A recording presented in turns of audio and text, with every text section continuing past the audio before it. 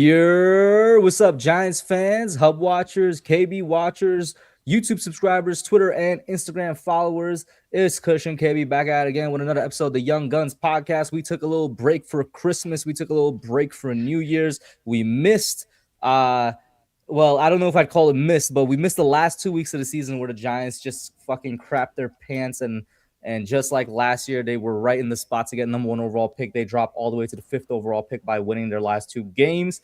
We'll talk about that. We'll talk about the end of the season. We'll talk about the season as a whole. Of course, first off, shout out to everybody in the chat. So far, we got Yuvraj and Mike in here. Guys, as you are coming in, make sure you hit that like button, hit that subscribe button, and then most importantly, hit that share button. Thank you all for those of you that are in here as we go live. The big thing right now, KB, it hasn't been that long since the season's ended.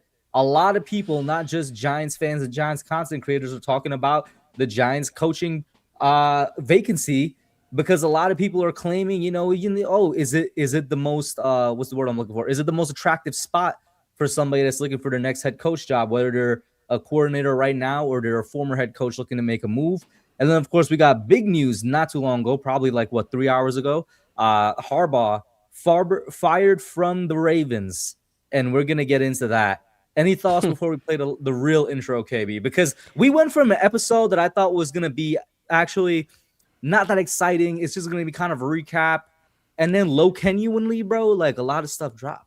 I know. It's starting to ramp up. Like, what a time to need a head coach in the NFL right now. I can't wait. Let's get into it, baby. Yes, sir.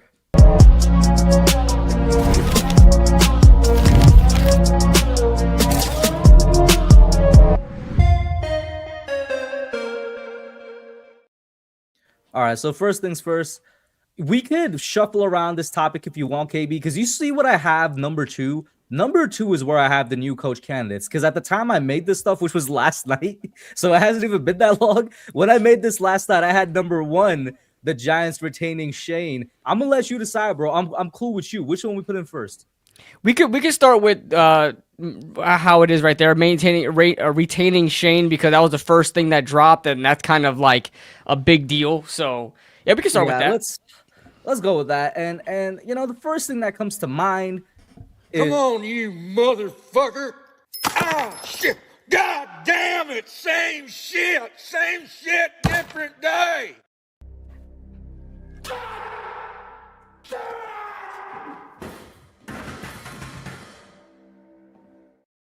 That's me. That's me when I heard they're keeping Joe Schoen for real. And bro, go ahead. Yeah, real quick before I forget, because I'll let you talk about it as well. But like, I'm so disappointed in John Mara. I really am, because I thought last year I was like, man, he's the only guy really speaking his mind out there. Last year when he had that, remember that infamous conference he had like in the Giants field, like the indoor field. I'm losing patience. Yeah, losing patience out here, throwing the defense coordinator under the bus, Shane Bowen at the time, and Brian Dable, and saying like, yo, like we're not tanking and stuff like that. If I have any indication of tanking, then everybody's fired or pretty much. Did you not see what happened the past few weeks, putting people on IR? Theo Johnson, most notably, putting guys on IR that probably weren't even that hurt.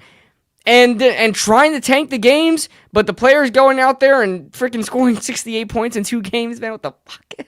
But for John Harbaugh, well, we'll get into him later. We're gonna get to him. Yeah. Look at this. They're chomping at in the chat right now. Oh, Mike Nixon said, heard it's already done. Interesting, muy interesante. Yo, you better chill on that mic before we get Brian Flores 2.0. That's how that shit happened the first time. And obviously, Mike, I'm not yelling at you. I'm just yelling at the Giants. Chill on that before we literally get a second Brian Flores case, bro. That's literally what happened the first time.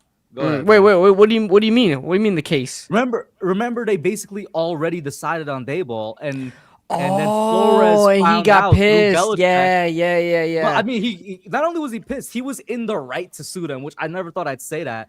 No, he is in the right. He is in the right. You're not supposed to. You're not supposed to show all your cards. You're not going to show, who you want If you're before gonna do you some do it. backhanded shit like that, don't let it slip somehow. And even though it was more Bill Belichick's fault, which is hilarious. But yeah, go ahead, KB. You were saying something. Yeah, for when you said John Mara to say all of that last year, and I was like, I was on his side, and I was like, yeah, he's no BS. He's gonna speak his mind, and he seems pissed about it. And one wrong move, everybody's gone. Now he's out here saying that. Yeah. Oh, that statement was so BS, man. The retaining Shane. What is he? 6 wins in 2 seasons. Shout out to Bobby Skinner, man, for putting up that he did the research, he did the work, and went through every executive that's been fired. And there has never been a GM. There has never been a GM who has survived a 6-win season in 2 seasons and was able to go on to have his job for another season. And on top of that, he's been here 4 years already with 1 winning season. Mind you, we were only 2 games. No, we were 1 game over 500, 1.5 games over 500 in that only season we had a winning season. My goodness, man, it's been terrible. And you could argue you don't even need to go like in history to rightfully get angry or to be just proven right in what you feel. Just look at the coaches that were fired in the past couple of days. Look at the regime changes that happened to other franchises. The standard that they hold. Look at guys like Raheem Morris, who just went 8-9 getting fired.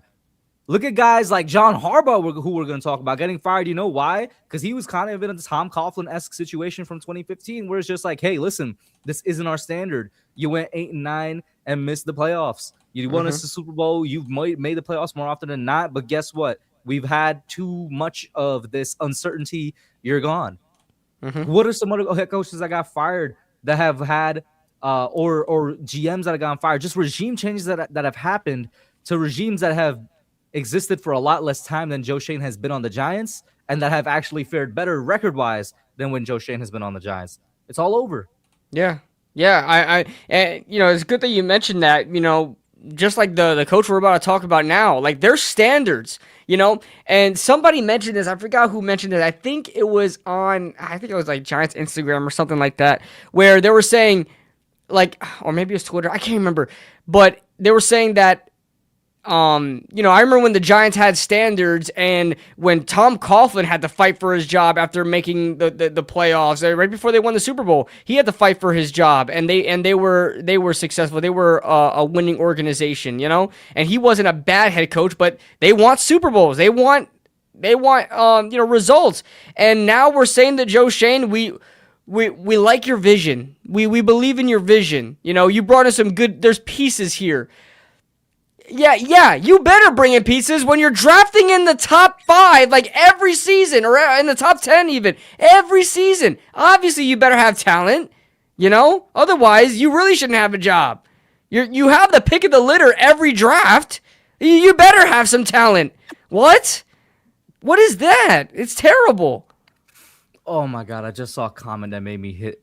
I had to hold in my laugh, bro. Nova says it's going to hit like crack that my grandma was hooked on in the 80s, but Harbaugh trades Deontay Steaks for Marlon Humphrey.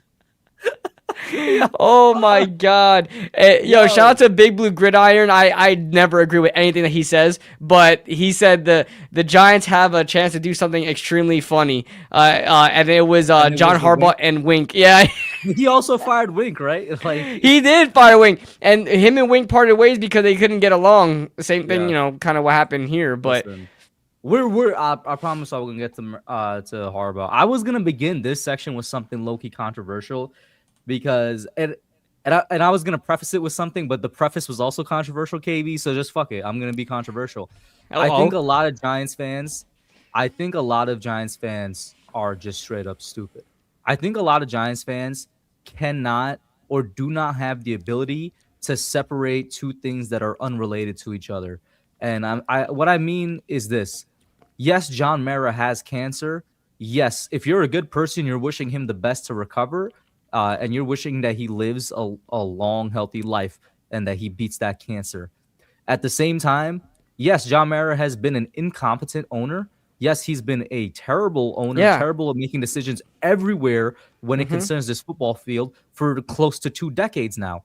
He is not good. And yes, those two things are completely unrelated. So yes, I'm still allowed to call out the owner of my favorite football Absolutely. team for doing bullshit, for not standing by his own word, and for doing a terrible job even when he has cancer. The two things are not correlated. Everybody out here that's getting on people saying, oh my God, lay off Mary, he has cancer. No, the fuck I won't. And no, him having cancer doesn't matter. They're two completely unrelated things. If he didn't have cancer, the situation wouldn't be different. If he has cancer, he can't do his duties, he should offload those duties Relieve it. to somebody that can do it. And preferably to somebody qualified. But guess what? We're not even in a position to do that, because when he didn't have cancer, the only people he had in those positions were his family. Shout out to Dan Duggan. Dan Duggan with one of the best bars in Giants beat media history. He said, if your great grandfather or whatever had $500 back in the day to buy the Giants, you could have put his family members in all cushy positions and ran his team into the ground as well. Something along those lines. Shout out to Dan Duggan for putting out a random bar like that, because that's why we are where we are right now. He is still a billionaire with $1 billion franchise, and you're telling me he can't offload or get somebody to do his work, and we're really using his cancer, which is not related to anything else. We're really using him having this medical condition as an excuse for continuing to fuck this franchise up by keeping Joe Schoen on board.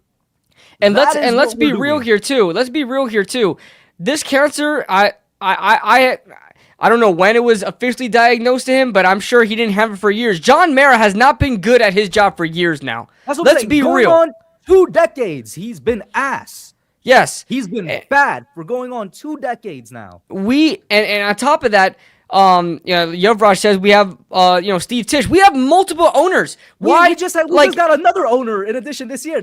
We have to. And I love that you said that too, because we have to put aside the cancer. We're all wishing him the best. I think everybody has said their sentiment about John Mara, that we don't need to keep going back and forth with it. But like, for the fact that people are like giving him the grace because he has this, and he's not doing. Apparently, people are saying that he's not doing very well. He looks like he's in rough shape.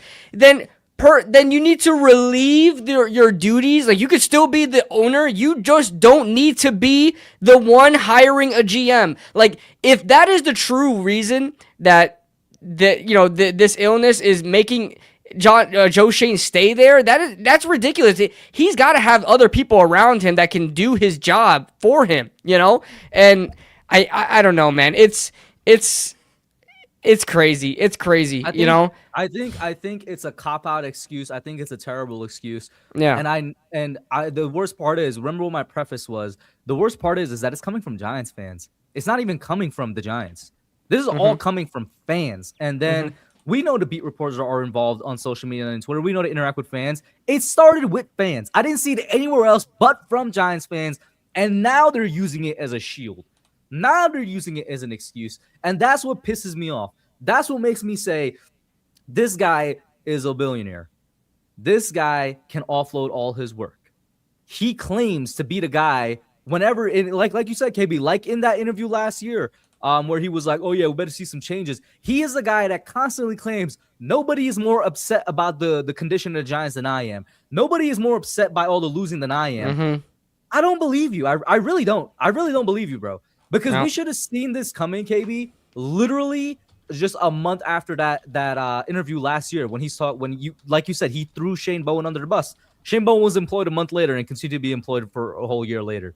We should have been you then. This guy doesn't care. We're allowed to say that. Yeah. We're all of a sudden, like, everybody's like getting on other fans' ass because they're calling out what they're seeing, bro. Like, let's stop that. Let's stop being quote unquote fan police. It's one of the things I hate. Like relax yourself, bro. Get off your high horse. That's the thing too. Like, get off your high horse for real, bro. Like, who do you think you are? Just speaking in general to all these fans. We can't. Go ahead. I'm just saying, like, we can't let that be an excuse, because at the end of the day, this is a $1 billion franchise, and it cannot be Like, you can't toy around with it. You can't be like, because this situation is happening, we're not going to fire Joe Schoen. We're not going to keep the business running and try to be successful here. Right now, we're just trying to stay stable. Like, that, you have to be prepared. My God.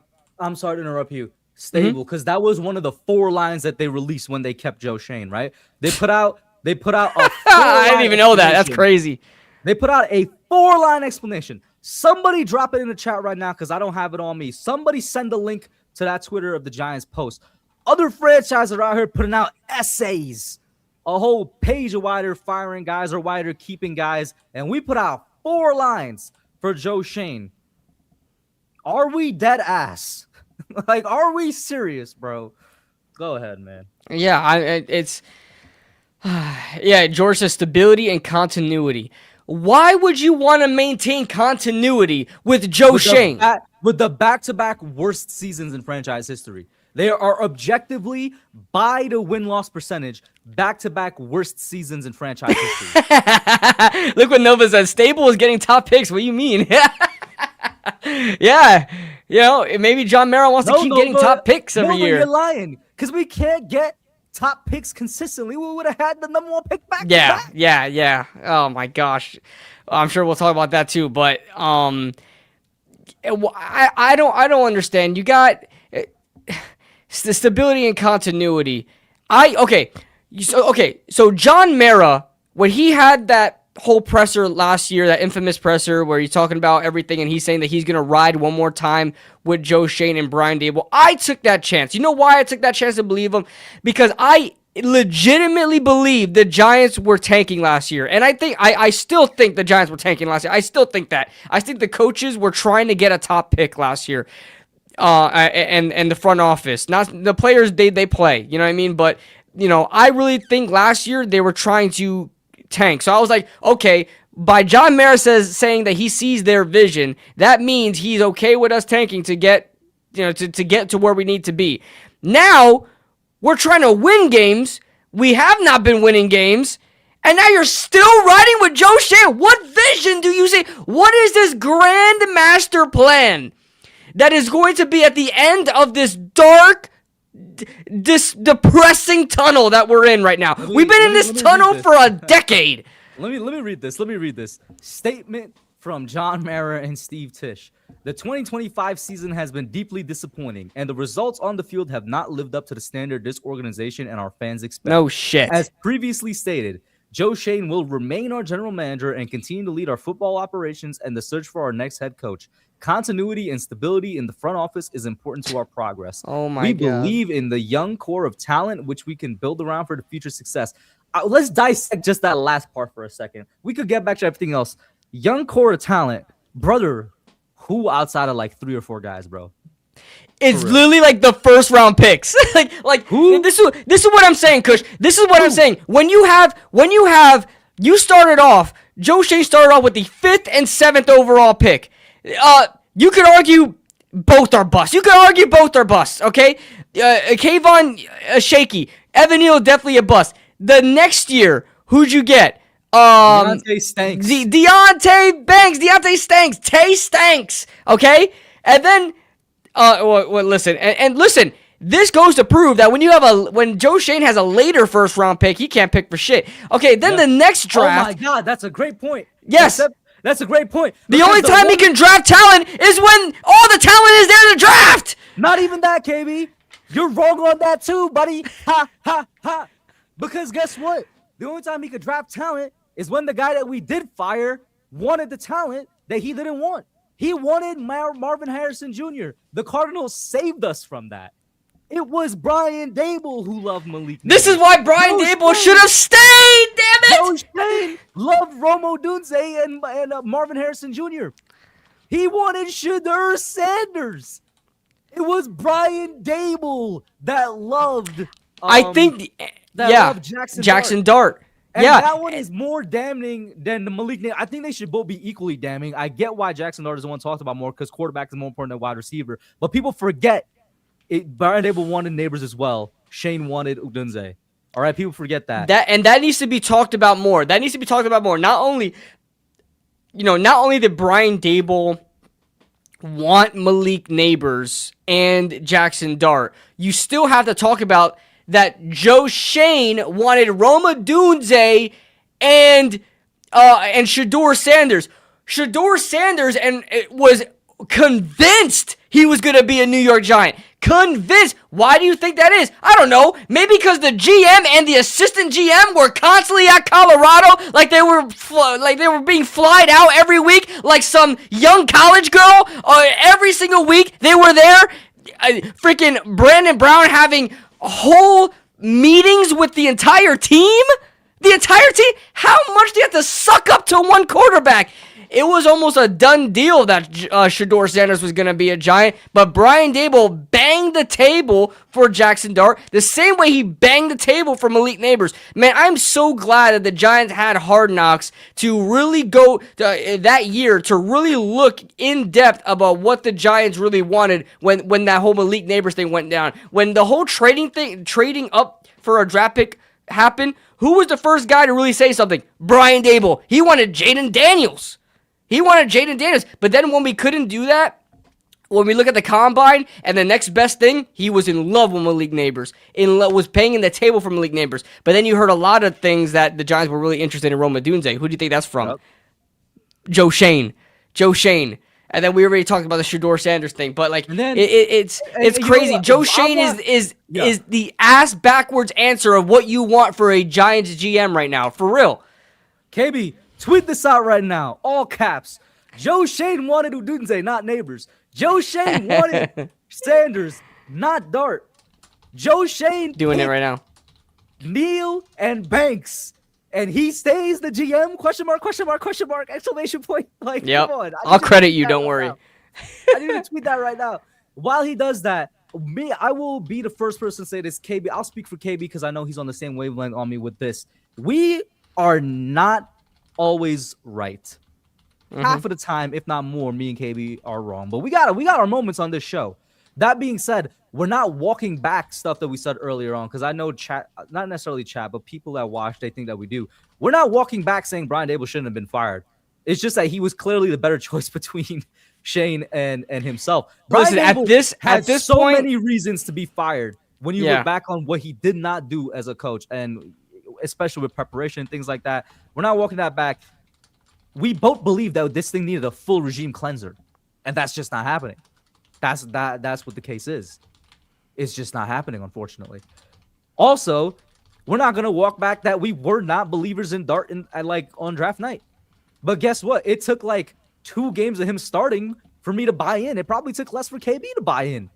Once you see that talent and you see what he's doing in the NFL field, it was like, hold up. I was wrong. This guy is it. This guy is him. Yeah. I'm still writing it. out. Yeah.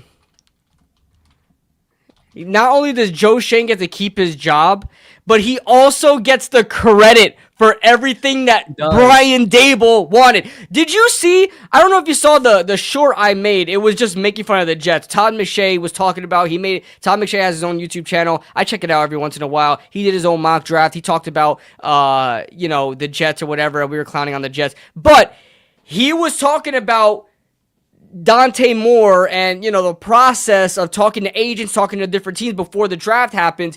And he even said it on his freaking podcast. Let me see if I could look it up. He even said through sources, it was Brian Daboll that wanted Jackson Dart. It was Brian Daboll. And that was random. I did not expect him to say that. And he just out of nowhere used an example and used the Giants and said it was Brian Daboll that wanted Jackson Dart. He was championing it. Everybody knows it's Brian Daboll. And then for Joe Schoen, did we have a show after his presser? Did we have a show after his presser? Did we talk about his presser? I think it was like a couple days after, so it wasn't completely fresh on memory, but we did. Okay, yeah. Then I definitely mentioned how he stole credit from Brian Daboll and said I actually knew about Jackson Dart before Brian Daboll. You lying bitch. Oh my gosh. Yeah. Joe Schoen, man. You're a roach, bro. I'm not gonna lie, bro. You're a backstabbing roach, bro. All right. You know how roaches survive everything? They say roaches could survive the nuclear holocaust. This man is a roach. I'm not even calling him Joe Schoen anymore, bro. That's Carson Shane's dad, bro. Why does Carson Shane's dad have a job on my team as my general manager still, bro?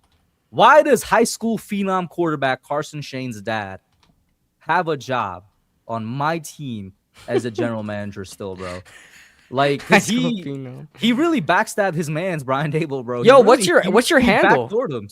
Is the hub _YT? The hub _YT. Why can't I find you? Bro said, "What's my handle? What's going on, bro?" Oh, I have to type in your whole freaking thing. Holy crap! Oh, okay. it's clipped. Usually you just pop up when I. They Oh, shadowed me damn. on Twitter, bro. Because They usually I don't have to shadowed type in your whole name. Yeah. Oh, it's clipped. It's clipped. It's clipped. They shadowed me on Twitter, guys. He's too vulgar. but He's too listen, controversial. He's too I don't- edgy. Do you got anything else to say about this topic? Nothing other than that. I was hoping to be surprised because everybody knew the writing. The writing was on the wall.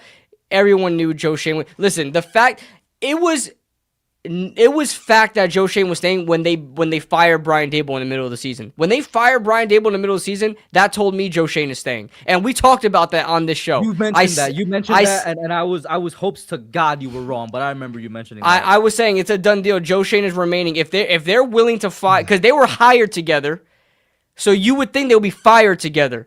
If they were planning on keeping one or the other, Brian Dable was going down first, and then Joe Schoen was just not going to go down at all. They would have, if they were going to fire both, they would have waited to the end of the season to fire both of them. So, it's crazy. It's crazy. Listen, you know what? Let's just move on to the topic everybody's been waiting for, which is new potential coaches. And now this is funny because look at this, KB. I made the topics and I made the lower thirds last night, people. I had John Harbaugh there in smaller There you go. fashion. There you go. We've been Just as talking I about it on the show. just That's as why I you had guys got to Matt tune into the LaFleur. young guns, guys. Tune into I the was young gonna say that. guns. I'm not gonna say, oh, we were the first person ever to toss it out. But as soon as Brian Dable was fired, I brought up to KB. I was like, listen, the Ravens ain't having a good season. The fans have been unhappy with him for a couple seasons. He might be gone. And that's It was our guy. dark horse. It was our dark horse guys that could be fired to guess look what, out KB? for. We talked about it. Observe two things here. The two people that are small here from last night when I made it are two dudes that still had their jobs. Because there's a little something building in Green Bay. I don't know if I believe it. No, you're right. There's right. There's a little something building in Green If Bay. they with go Matt one and LaFleur. done, which could be a possibility, if they go one and done, you could see them out of there. Who do they have? They have the Rams. Is it the Rams or matchup? Oh my god, let me check it, bro. Wild card weekend, bro. I got you right now. I'm pulling. Or it the up. No, I don't think they have the Panthers. No, I think the Rams have the Panthers actually, but let's see. Oh, you might be right. Let's You see. might be right. Who do they have? So Rams versus Panthers. Bears? They're They cooked. they might be cooked. They might be cooked. Yeah, they're cooked. They're They cooked. might They're be cooked. They might be cooked. Matt LaFleur. Matt LaFleur. Listen, I want all the candidates possible. I want no stone unturned, baby. Bring in everybody and maybe then with all these coaching candidates, like all these, we may see Mike Tomlin, John Harbaugh, Kevin Stefanski, all these guys. Then Lou Anarumo will not be a candidate at all. Thank the Lord. But the Giants are setting up a freaking interview with him. Vance Joseph, man, he's not gonna. Nah, I'm good. I think he may be a Rooney Rule guy, but. So, hey, that's No, disrespectful. for real. Vance Joseph should not be an NFL head coach. He had a terrible stint as a head coach, and it didn't last very long. He looks like the type of guy that should just be a coordinator, you know. And Antonio Pierce, why are we interested in Antonio Pierce, man? He hasn't even been a coordinator yet. He hasn't even been a coordinator yet. Oh, He's a former Giant, buddy. All right, let's start off with the one everybody's waiting for. We'll start off with the guy that's small here. Like I said, I made it last time. We'll start off with John Harbaugh, who was fired just earlier today. KB, your initial thoughts. While you're speaking, I'm gonna share some tweets that I have bookmarked, but go ahead. Let's go ahead. So how I found out about this, and by the way, shout out to Yuvraj. He's absolutely right. I said this on the NFC roundtable as well. The fact that if Tyler Loop made that field goal, Mike Tomlin would have been the one fired. I said that AFC North final battle, whoever loses was going to get fired. And Mike Tomlin may just be fired at the end of it. Well, I think his contract is up, if I'm not mistaken. So he's up for re-signing. So he may just not re-sign. Anyway, how I found out about John Harbaugh, I actually took a nap because I came home early from work today. And I'm like, yo, I can just take a nap before my 2 shows today. So I took a nap, woke up, and I'm scrolling on, I believe it was Instagram. I'm scrolling on Instagram, and all of a sudden I see John Harbaugh. Someone did an edit of John Harbaugh in a Giants, Giants attire, and I'm like, I mean, I guess I looked at the description saying the Giants are setting up an interview with John Harbaugh. I said, this shit is clickbait. This gotta be clickbait. And then I had to go on Twitter real quick, and that's all I see is Harbaugh, fired. And then already the Giants put in a request for an interview, which is shout out to the Giants for that, being right on top of it, because you need to do that, because he's going to be the top head coach so far, the top head coach candidate. So I was ecstatic. Right here. Huh? What do you think about what this tweet is saying right here from P. Shregs? Let's see. I haven't seen this one, so let's see. Having not spoken to him yet or given any information that he does indeed want the job, I think John Harbaugh would be a perfect fit with the New York Giants. A QB, several pass rushers, a number 1 wide receiver, 2 running backs, cap space, and the top 5. Yes, we talked about it in the middle of the season. We didn't know what Jackson Dart was going to be. Like, this before he started. And we're like, man, this is not a desirable organization to be on. But now it has become that. And listen. All hope is not lost yet, okay? If John Harbaugh gets hired, the experience that he's not a yes man type of guy. He's his own guy, right? He's not a he's not a Joe Judge, he's not a Pat Shermer, Oh, John Harbaugh, get Joe Schoen fired. Yes! Yes! This is what I'm talking about, baby. Do you see the vision? Do you see the vision? Do you see the vision? If John Harbaugh is yours. Listen, if John Harbaugh gets hired, he made the first order of operations. Get rid of Joe Schoen. I can't stay. He's gonna say, listen, where's this cap? What am I supposed to do with this cap? What am I supposed to do with this roster? Get me a better GM that can manage some money. Get me a GM that can do the most with what he has. And Joe Schoen has not done that. And listen, maybe Joe Schoen stays for 1 year, but I guarantee you, John Harbaugh will get Joe Schoen out of here in a matter of time. If Joe Schoen stays for 1 more season, sure. But if John Harbaugh, the experience that he has, he's his own head coach. He's not a yes man. He's not a first-year inexperienced guy that he doesn't know what he's doing. He knows how to win. He has done this himself in a different organization. He will bang the table to get a new GM in there. His own GM. Guy.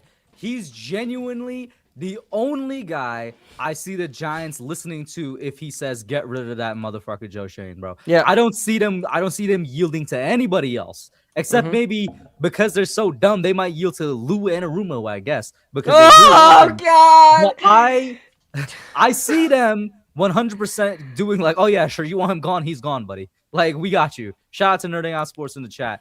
That is the main reason, KB. That is the main reason I'm loving John Harbaugh. And going back to what we said in midseason, I think he is the not the perfect, but he's as close to as a perfect candidate as you can get to for the head coach of the Giants. I want people that are against this idea to genuinely comment, either on Twitter or on YouTube, because we have watchers on both. And I'm not saying that in a mocking way, because I want to know why there is a sect of fans that do not like the idea of hiring Harbaugh. And I want to know why. It's coming from a genuine place of curiosity. I want to know, okay, I understand. I can tell you why. 2 to 3 years in Baltimore haven't been up to the Baltimore standard, up to his own standard that he helped set in Baltimore, first of all. Exactly. They've been in and out of the playoffs. They've underperformed specifically in the playoffs. I'll say that. I'll admit that. He still would be the best coach we've had in damn near 2 decades. He's still the most prepared coach out of the entirety of the bunch of the head coaches here.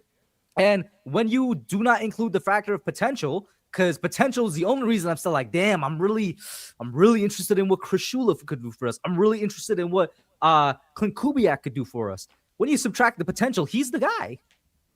And it does sadden me that because I've been having my eyes set on Chris Shula for so long, a I young love head the idea of coach, him, man. Yeah. building the Giants again, and watching him grow as a head coach. He's really young too, so he'll be, if he's successful, he's here for a long time, and he can be a John Harbaugh type guy to be there for 18 seasons. You know what I mean? Exactly. However, you cannot miss out on a guy like John Harbaugh for potential. You know what you have in John Harbaugh. And, it does sadden me. Like, it's a great situation to be in. It's a great problem to have when you have so much good candidates out there. How many times have the Giants done these head coaching interviews and we're like, oh my God, what are these options? What are these options? And then they end up with Joe Judge. You know what I'm saying? It came down to Matt Rule and Joe Judge. Oh my God. Those days are behind us. So we actually have a great and it was a good head coach pool last week. It's turned into a great head coach pool. Let's quickly list off some names: Harbaugh, Stefanski, obviously Shula, Kubiak, the other LaFleur, the Mike LaFleur from the Rams, the other coordinator. Then that's five what I consider great candidates. Then you got guys that I'm not too familiar with, like Jesse Minter, who a lot of people seem to love, including maybe even the Giants, because the beat reporters are saying that. You got guys like Jeff Hafley from the Packers. You know what I'm saying? That those are still really good guys. And then you get down to guys that are like, who's after that? Is that when you get to your Lou Anamarumos? Is that when you get to that? No. Before you get to that, you get to a guy Mike McCarthy. Mike McCarthy. I was gonna say, he was my second. He's my second. Bro, that's 8 good coaches I would consider right there. And I know some people that haven't listened to our talk on Mike McCarthy will be like, "What?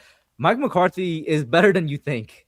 When you look at his I know a lot of people don't like Mike McCarthy because he hasn't won in a while. The same way why there are some, somebody said they haven't seen that. Nova said, I literally don't think anyone is against it. I've seen it on Twitter already. I've seen it on Twitter already. They're against it because it's all about what have you done for me lately. And I get that. I do get that. Yeah. And I do get that. And that's why people don't like Mike McCarthy as well. But you look at Mike McCarthy's resume. He has one of the best resumes you can get from a head coach. Now, John Harbaugh has a better resume, but Mike McCarthy has a second best resume out of any of these coaches here, and he wins. And he's won a Super Bowl. You can't say he hasn't won a Super Bowl. He's won a Super Bowl, and it's all around the same time John Harbaugh's won a Super Bowl. It's all around the same time Mike Tomlin's won a Super Bowl. In fact, Mike McCarthy has won a Super Bowl. He's won a Super Bowl he won against Mike Tomlin. He beat Mike Tomlin in a Super Bowl. Yeah. And we get, that's ancient history. I'll acknowledge that. It is ancient history. It's like 15 years ago. But these guys, what they have on paper, it's legit. It's something to be noted. I don't think it's something that should just be thrown away. Go ahead and read this other tweet here, KB.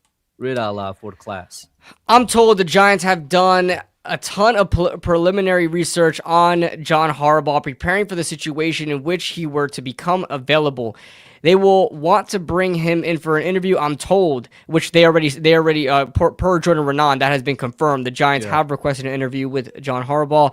There is so much that needs to happen before any hire is possible, but considering what they're looking for: leader of men, culture builder, track record of winning in big moments. Not sure he's someone you want to let out of your building once he's inside it. Absolutely. This is exactly what I'm saying. I said this in my video. I made a video about John Harbaugh as soon as I saw it. The Giants are going to want to steer clear of the first-time head coaches, right? Yes, there you go. The Giants are going to want to steer clear of these first-time head coaches like Joe Judge, like Brian Daboll, and they're going to want to go back to experience. When's the last time we had any success with a head coach? When we had an experienced head coach with Tom Coughlin coming from the Jacksonville Jaguars. So I really welcome this. I am banging. Listen, I've been talking about Chris Shula ad nauseum. I started out with Clint Kubiak, then we moved up to Aubrey Pleasant, right? We talked about Aubrey Pleasant or Audrey Pleasant. And then Chris Shula, I was like, and then Chris Shula came out as that guy from the Rams that McVay is trying to put out there to be a head coach this year. While these were the guys me and KB, like the guys that the Giants liked, at least from what's being leaked, was like your Jesse Minter and your Jeff Hafley, and of course your Lou Anarumo. Exactly. Jeff Hafley I like as well, but he's another first-time head coach guy, and I like Clint Kubiak, I like Jeff Hafley, I like Chris Shula, But man, you got John Harbaugh. Immediately throw all that shit to the side. Clear the table for make way for John Harbaugh, bro. Because if he gets hired here, and the fact that the internet is blowing up about John Harbaugh, and the only team everybody wants to see Harbaugh with is with the Giants, means it just makes perfect sense. It just makes perfect sense. John Harbaugh is expected to emerge as a favorite for the head coaching job for the New York Giants. Harbaugh will be in demand by many teams, not just the Giants. I agree. I agree wholeheartedly. You're saying specifically the Giants, though. I agree wholeheartedly. I also believe that John Harbaugh may want to come to the Giants as well, because think about the public's not always right about everything, but the public knows ball. It's such a perfect match, in my opinion. He has everything there. The Giants need some sort of leadership. We haven't had leadership. We need someone to be a leader of men, and John Harbaugh has proven that for years now. You know, and look how well he handled the Wink Martindale situation compared to how well Brian Daboll did, because Wink Martindale and John Harbaugh, they went at it as well. That didn't blow up into a whole freaking controversy like it did in New York, right? That was still under wraps. All John Harbaugh said was like, yo, we have respect for each other. We had a lot of disagreements, and we decided to parted ways. What did we hear when the Giants parted ways with Wink Martindale? Oh, Brian Daboll called me a motherfucker and all this shit. The Wink Martindale trying to start a coup. Yo. It was crazy because Brian Daboll, as much as I did like Brian Daboll, I still like Brian Daboll, and I actually want to bring up Brian Daboll in a second.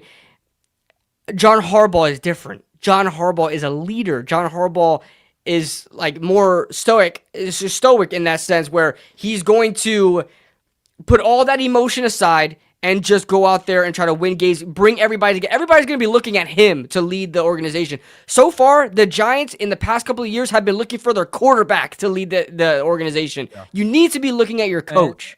And before you switch over to Daboll real quick, these two right here, shout out to Anthony Rivardo and Daniel Jeremiah. Jeremiah first says, Chargers assistant GM Chad Alexander has worked with John and Jim Harbaugh. It would be very tempting to pair Chad and John up to run an organization. Proof of concept already in place.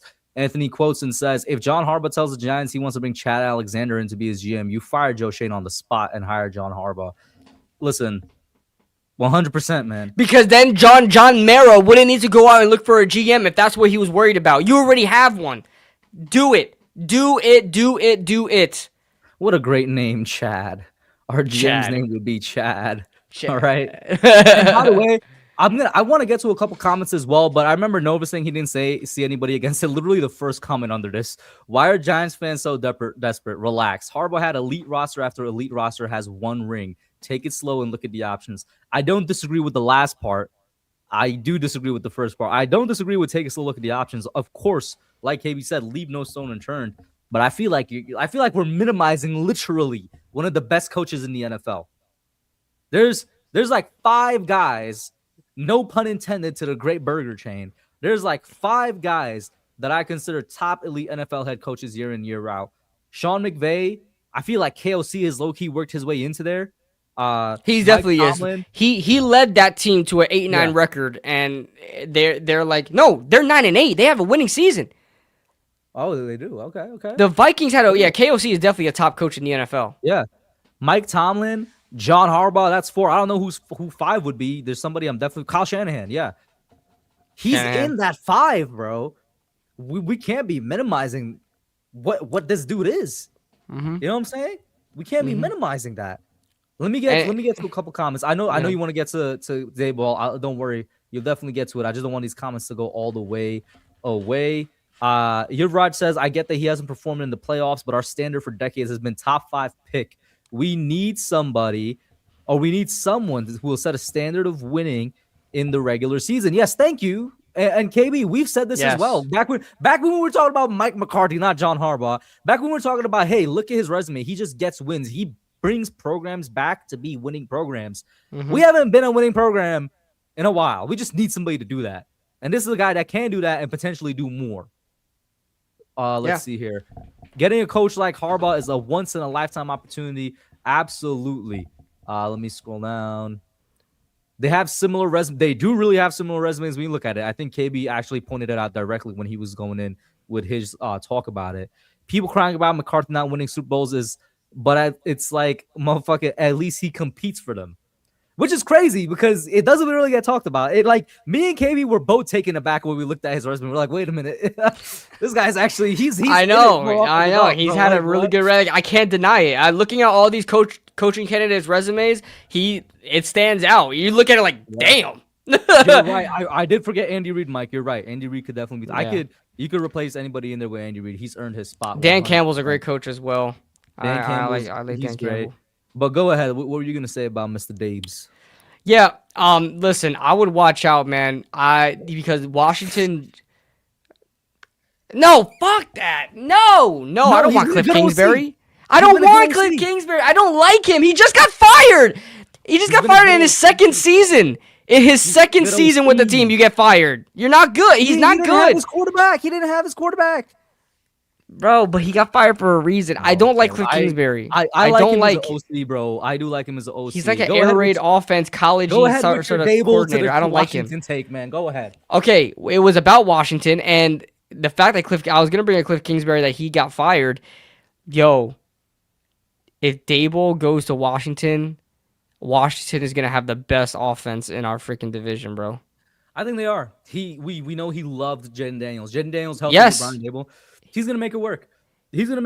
And Dable, listen, if you ask Dable to just be a coordinator, he's going to be a top coordinator in the NFL. No, wait a minute. I take it back. You said in the division? No, I take it back for sure. No. They don't have the weapons, bro. They don't have the weapons. They got the QB, but you go out there and go get the weapons, and with him as a play caller, Jaden Daniels in his system would be nasty. I was gonna say that's the point I was gonna make, KB.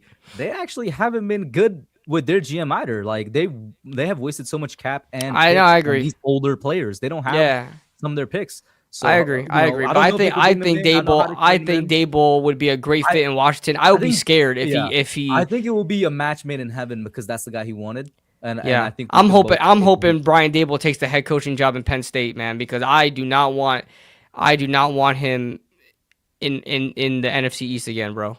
I'm scared of Dable. I'll be honest with you. I am scared of Dable. If he beats the offensive coordinator in Washington, we're fucked.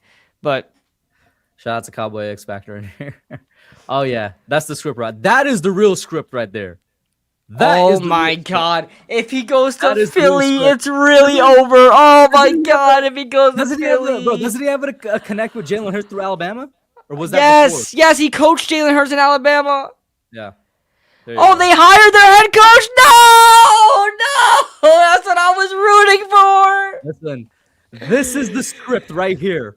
Yo, Dable is gonna dunk on us, bro. 2026 offseason script that's right here. It's Dable, I've always been your fan, bro. I've always been your number one fan, bro. Please don't do this to us, bro. Get out. If you're gonna be back in the NFL, go somewhere. Do not go in the NFC East, bro. Please don't go to the NFC East. Oh man. They hired. Oh, how did I miss that? I was looking at that. How did I miss that? Who's their new head coach? I mean, is it somebody we'll even know? Terry Smith.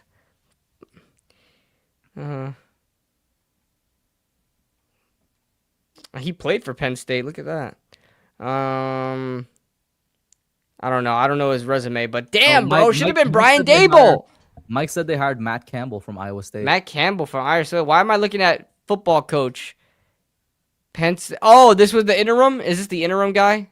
Was Terry Smith the interim guy? Whatever. Listen, KB, so we talked about Harbaugh. What about Stefan? This was going to be the hot topic today. It's Stefanski. Yeah. Now, this is what I'll say. Chat and KB, I want both y'all to answer. All of this media attention about John Harbaugh to the Giants, and we're getting a lot of national media attention about it. Yep. Bro, how much of it is just them using us for clicks? Because the same thing happened when Stefanski was fired. It's just that John Harbaugh is a way bigger name. You know what it is though? You know what it is though? What's a more desirable team to go to right now? Hear me out. I'm gonna sound crazy as a Giants fan. I don't think the Raiders are that far behind us in terms of desirability, bro. I think they have are. Essentially. I don't think so. The only thing they have on us is cap space. They have cap space, and they also have a clean slate to work with. They have I a completely agree. clean slate to I work with. agree, but I They have the number believe one their overall pick, so if roster. you believe in I their think guy, their roster is in yeah. shambles. I think their roster is way worse than ours. Listen, their roster is way worse than ours, but that comes with Like having who do they have outside of Max Crosby? Can you name anybody from their defense besides it's Max Crosby? it's just Crosby and it's just Genty, bro. That's it. And I love me some Genty, but God, And Colton Miller, who's developed really well on the O line, but I'm saying I said they're behind us, but I don't think they're that far behind us. I think some people are underestimating the allure of a clean slate and what I think now Tom Brady is taking a bigger part because there's been a Brock lot of Bowers. tweets out. There's been a lot of tweets out about him getting more involved and him making decisions now as the part owner. We'll see if that's actually true. But some of the stuff I've seen, I'm like, hey, that's not bad. I don't think they're That's not a nearly bad as idea. desired. Here's why I'm gonna answer your question. I think, yeah, are they using us for clicks? Yes, but I think there's some truth to both sides. I think the top, because when Kevin Stefanski got fired, he was the top coaching candidate in the NFL. Like he's the guy, the best guy in the market. So what? You're gonna pair the best guy in the market to the most desirable location, and then the same thing for John Harbaugh. Now he's the top guy in the market, so he's going to be paired with the most desirable team. So that's what I think. I think the Giants right now are the hot team that needs a quarterback. I mean, that needs a head coach, and then these guys are the top head coaches. Now Stefanski, I did not. If he was a top head coach candidate, I would still want Chris Shula number one. I would still want Chris Shula number. I think even though Stefanski won Coach of the Year twice, isn't it crazy that when you have a winning season with the Cleveland Browns, you are going to win Coach of the Year? Because he's only had 2 winning seasons with the Cleveland Browns, and he won Coach of the Year in both of those seasons. Yep. I mean, well, with the Giants, when you have a winning season, you win Coach of the Year. I don't think Stefanski is bad. I really don't. I think his resume isn't as vast as you would want it, because the only time he's been a head coach is with the Browns, and so that it's a little skewed, right? You got to put an asterisk there. He was key coach of the Cleveland Browns, and he's done what a lot of coaches were never able to do, and that's win with the Cleveland Browns.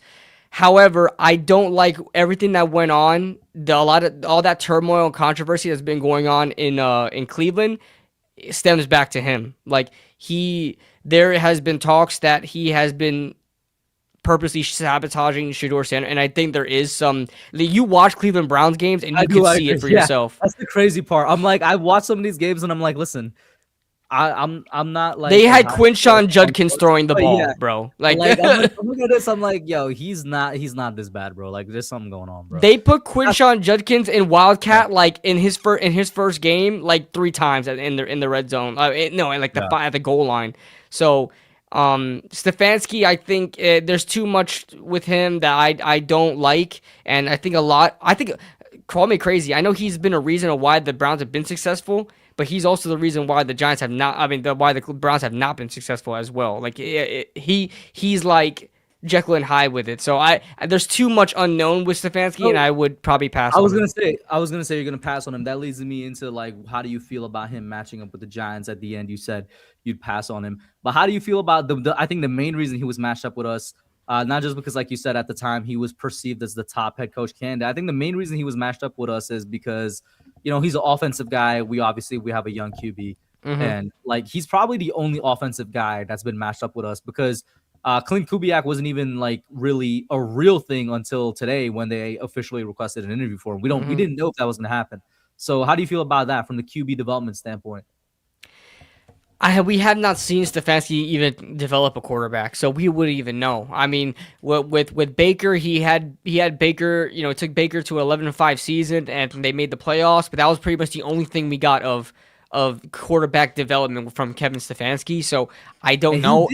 This is the main question. If I'm the Giants, and obviously the Giants are dumb, so they're not going to do this. You got to find out, because if you ask him, he's going to say no. You got to find out if it was him that wanted Deshaun Watson. Because obviously there's talks about it. KSB just put it in there. There's talks going both ways that he didn't want him and he did want him. So I don't know. Because here's the thing. It's not just the fact that obviously it turns out to be one of the worst trades in NFL history, if not the worst trade in NFL history. It is the worst. It's also the additional fact, KB, that him wanting Deshaun Watson means that he just gave up on Baker way too early. He gave that the whole comeback story of Baker Mayfield is just that his team gave up on him when they should have just given him more time to recover.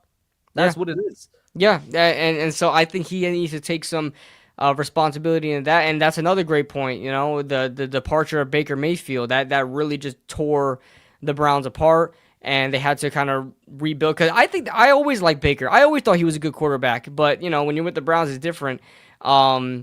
So yeah, this is a lot with, and a lot of people have said that Stefanski. I haven't looked into it myself because I just don't care to watch a Cleveland Browns game on film, but a lot of people have said his offense is very simplistic. Very simplistic. Like, it's effective but simplistic and could be figured out easily. So I just maybe we stay away from Stefanski. You know, let's go too to much. the next, I don't like. Yeah, let's go to the next potential head coach, the guy that hasn't, as of right now, still has his job. But we mentioned it earlier, and I'm bringing it up. I'm hoping I'm going for 2 for 2, KB. I brought up with Harbaugh midseason to happen. I'm bringing it up with Matt LaFleur. Please lose this game. Please get fired. Because, KB, I'm going to say the controversial take. I'm going to say the hot take. If LaFleur gets fired, he moves above Harbaugh for me just because we have seen him develop a QB. Jordan Love was so freaking raw coming out of Utah State. He actually has legitimate QB development on his resume over the course of a couple of years. Jackson Dart is not nearly as raw. So if he could do what he did with Jordan Love, I have faith that he could do something great with Jackson Dart. On top of that, we got a part 2 to it, KB. Not for a long period of time, but he's developed Malik Willis quite a bit as that backup QB. He looks good. He looks good. That's him, bro. That's him. They brought him in to work with Aaron Rodgers. Had Rodgers had a resurgence in his career, 2 back-to-back MVPs with that's him. I'm just saying the reason he moves above Harbaugh for me is that he does have that QB development. He also does have the winning resume. Has he ever had a losing season in his short career as a head coach? Yeah, but I think he's only been there like 6 years. Yeah, around 6 years. But yeah, he has not had a losing season. Incredible 6 years. Yeah. And I think he has one of the strongest resumes. But like I said, the reason he ekes out, it's not like it's this big of a guy. I keep doing this, but the reason he ekes out above Harbaugh is QB development, which I am really, really concerned about because we saw when we had somebody in Daniel Jones who after his rookie year had a lot of potential, got destroyed because he had such a terrible guy as his OC. Oh, he went 8-9 1 year. Thank you for that clarification. But we saw what that does, and I am really worried because we don't know who we're going to hire. What do you think about what I just said? Forget about thinking about how you feel about Matt LaFleur. What do you think about what I just said? I think that's nice. That's good that you said that because, with Stefanski, he didn't have a lot of QB. Well, we don't know if he could really develop a quarterback. Someone like Kevin O'Connell has a really good track record of developing quarterbacks. You know what I mean? Like taking backup quarterbacks and winning with them like every single season. It's different for Stefanski. But however, Matt LaFleur has proven that he can work with quarterbacks and he goes out there and wins. And Matt LaFleur, he was with Washington prior to being Packers head coach. He was part of that, like, what was that? That 2012. He's that Shanahan tree, right? Yeah, he's that 2012 Washington coaching roster. But where was he in between there? I got you right now. I'm pulling it up. Matt LaFleur. And his brother is Mike LaFleur, right? So I guess the brothers are good on offense. So, he was the Rams offensive coordinator in 2017. That's where he was from. And he was the Titans offensive coordinator in 2018, and then he was the Packers head coach. Gotcha. Okay, so he's part of both the Shanahan and McVay tree. Yeah. He's part of both of them. Yeah. He was originally Shanahan, then went with McVay, and because McVay is Shanahan tree as well. So, and listen, that tree has been the most successful. I mean, the bar none so far. Which is why we're both so high on Chris Shula. Bro, KOC is part of the McVay, right? Mm-hmm. KOC is part of McVay and Shanahan. So that tree is absolutely insane. So Matt LaFleur, I would definitely welcome. Yeah. Matt LaFleur, I would definitely welcome. I will still say that John Harbaugh is number 1 for me. Matt LaFleur, if he opens up, would be number 2, and then Chris Shula. Which is awesome awesome freaking problem to have, man. Now, The thing is, we have not set up an interview with Chris Shula yet. We have not set up an interview with Chris Shula. We have one set up. For Shula. We have one set up for Clint Kubiak, Vance Joseph, Kevin Stefanski, John Harbaugh, and those are the only 4 confirmed so far, I believe. And Mike Kafka is going to be in there. I believe that's the only one. Yeah. All right. Let me see here. Kobe X Factor says, why would the Packers fire him? I think they could beat the Bears. It's just rumors right now. Like I said, I'm more trying to talk it into existence than anything.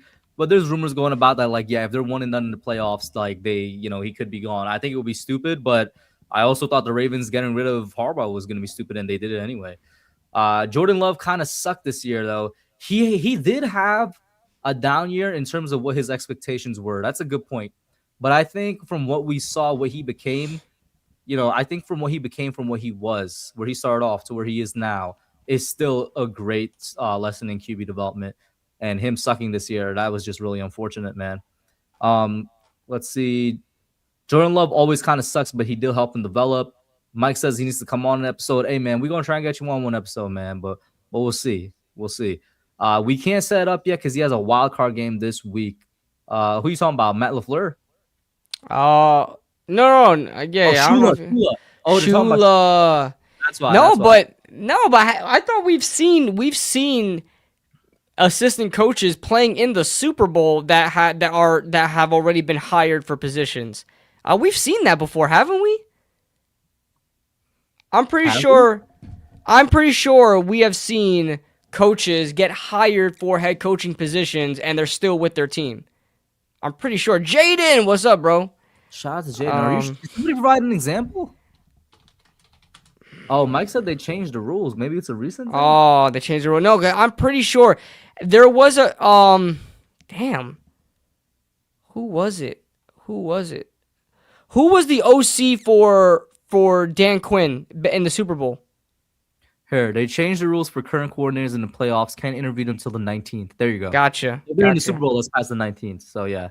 Okay. There you go. Because Kellen Moore got hired for the Saints before playing in the Super Bowl.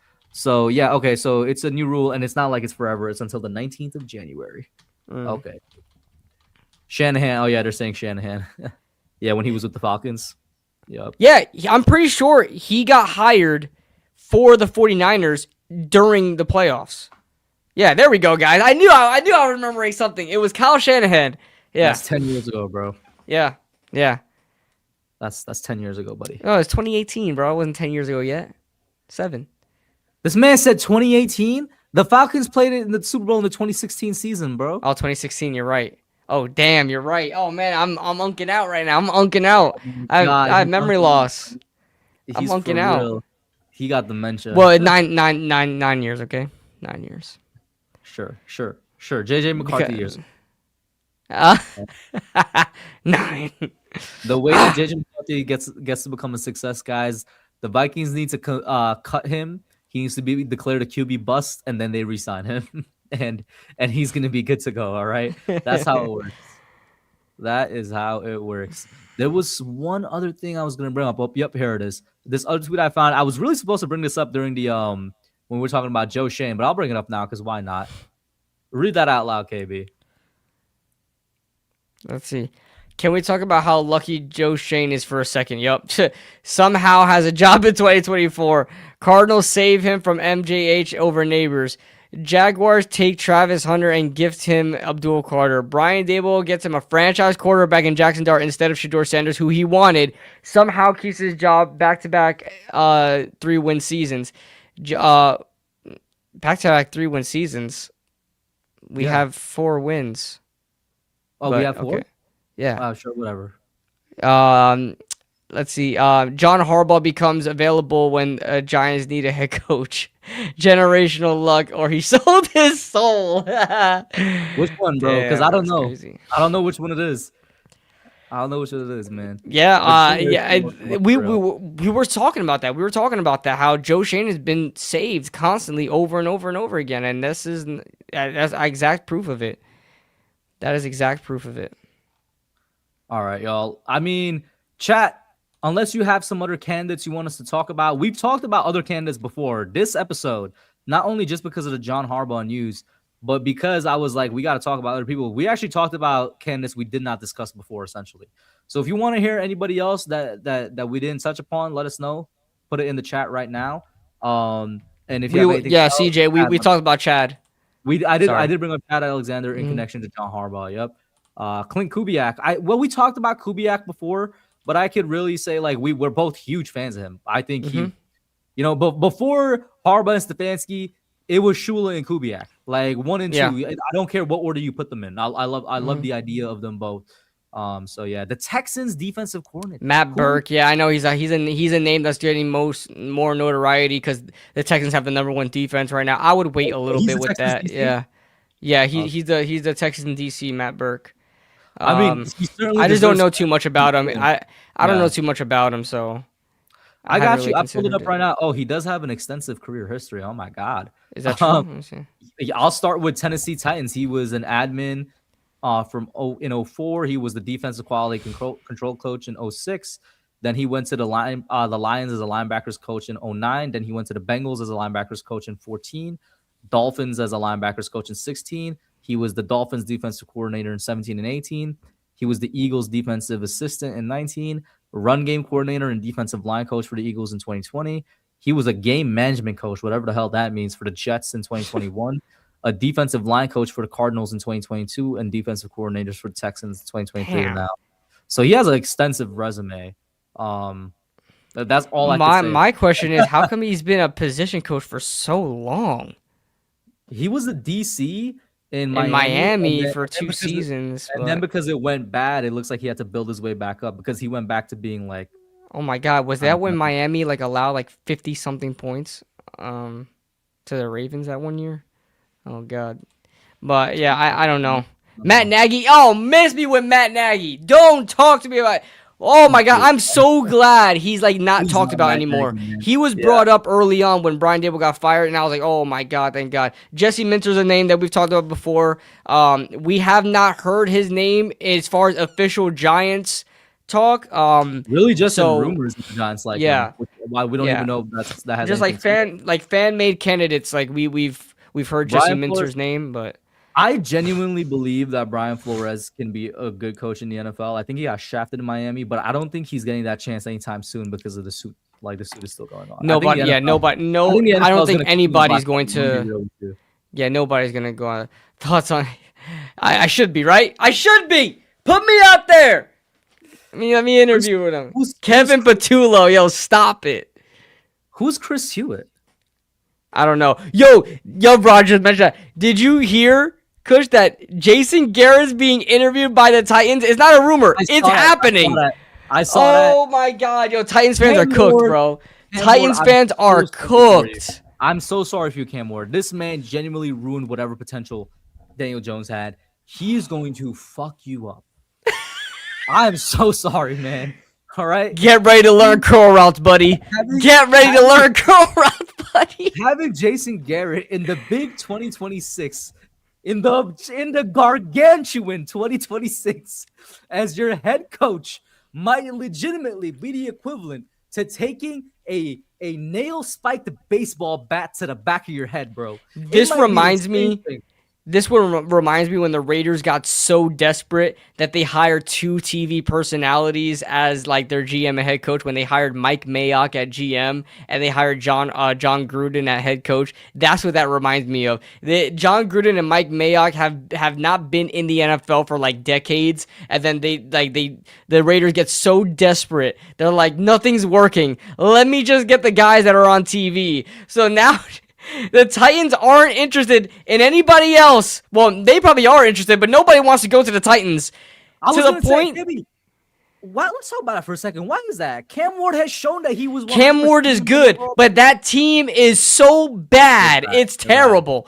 That team is. Do they not have any assets to work with? Am I just uneducated on what the Titans? They're just not good drafters. When have we ever seen a good Titans draft? They suck at drafting. And you know what it is?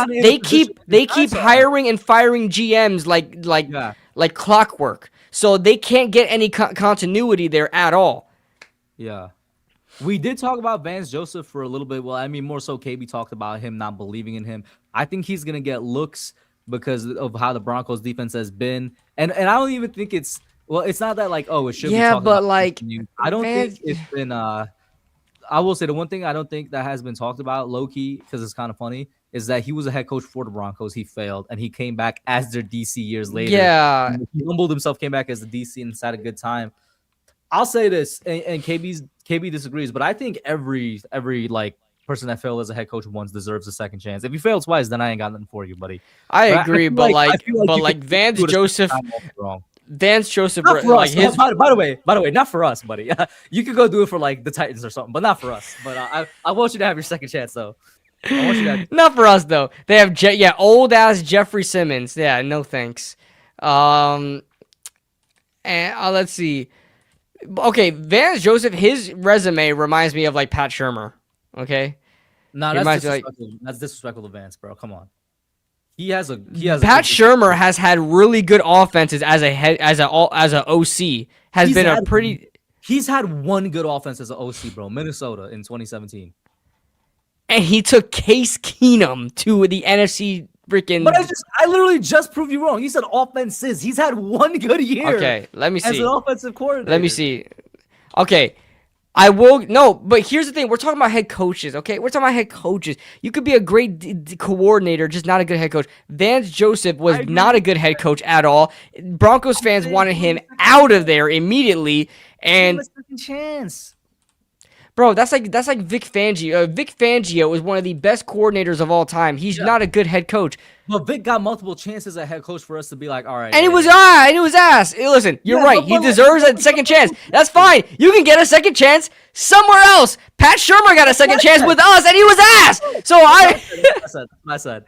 Hey, by the way, another reason not to hire Stefanski, even though I think, like I said, I think he, I don't think he'd be the worst hire, but we hired 2 former Browns coaches as our head coach before. It didn't work out. All right, let's stay away from it. It didn't work. 3. 3. I thought it was just Sherman and Davis. Was it just Sherman? Oh no. The picture I saw had Stefanski in there, so it's 2. Yeah, 2. Okay, yeah. Oh, I saw this. No, Freddie Kitchens. Wait, they weren't a head coach, saw but it. Freddie Kitchens came. I He was saw a this, former head bro. coach. I gotta say this. I saw this. Davis Webb, he has some type of motion, bro. Even when he was with us, when he was with us as the backup quarterback, there was articles saying Davis Webb is great to have in your quarterback room because he's good. You with know cheese why? and stuff like that. And since he's become a coach, there's always been some talk. He's worked his way up, bro. All I gotta say is, congrats to Davis Webb, bro. You genuinely worked your way up with your coaching career where like these are the type of talks you're in. I think he's probably going to get a job as an OC before he gets a head coaching job. But congrats to you because it's been a short He needs to time be. He's and having a worked your way up. Kellen. He's the next Kellen Moore, bro. He's the next Kellen Moore. Bro, listen, KB, hear me out. There were days when I thought the web slinger was going to be the successor to the Iron Man. All right. Eli's nickname was Iron Man. And we all know in the MCU, Spidey was Yo. basically Iron Man's son. All right. Was it 2017? Yeah. Davis Webb was 2017 or was Kyle Lauletta 2017? No. Lauletta was 18, right? 2018. One of them was Lauletta was 2018 because Lauletta was Gettleman's guy. Davis Webb was Reese's guy. Yeah. Davis Webb was the original web slinger. He was supposed to succeed Eli Manning, but guess what, KB? He could fulfill the prophecy still, bro. He could come and be the Giants' offensive coordinator, bro. You know what I'm saying? He could fulfill the I'm not against it. We hire either Harbaugh or a defensive head coach. You bring in Davis Webb. I'm not against it, bro. Mm-hmm. Yeah, he's gonna be the next Kellen Moore, man. He's gonna be the next Kellen Moore, a guy that was a decent quarterback, didn't get a lot of love, didn't get a lot of opportunities, wound up retiring early, getting into the coaching stuff, and immediately just taking off. It's good. You know what Davis Webb had that really got him to where he's at right now? Good word of mouth. Everywhere he's gone, you've heard everybody saying, "Yo, this guy's gonna be a head coach one day. This guy is so smart." Even when he was a player, when he was a player, first-string quarterback in our quarterback room, you heard that. Yeah, you heard that he was great at leading the other guys and directing and helping out and coaching and being a good good sportsman. And then he went to the Bills. Wound up being, I don't think he was a quarterback coach with the Bills. Was he? Did he get all the way to quarterback coach with the Bills?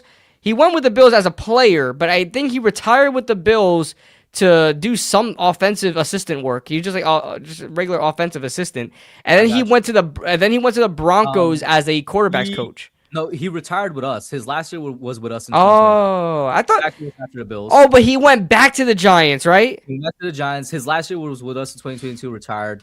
First year in coaching was with the Broncos as a quarterbacks coach from 2023 to 2024. So I think that's under Sean Payton, right? And he's still under Sean Payton right now as the offensive game coordinator and quarterbacks coach. So yeah, I think the next natural state for him is OC.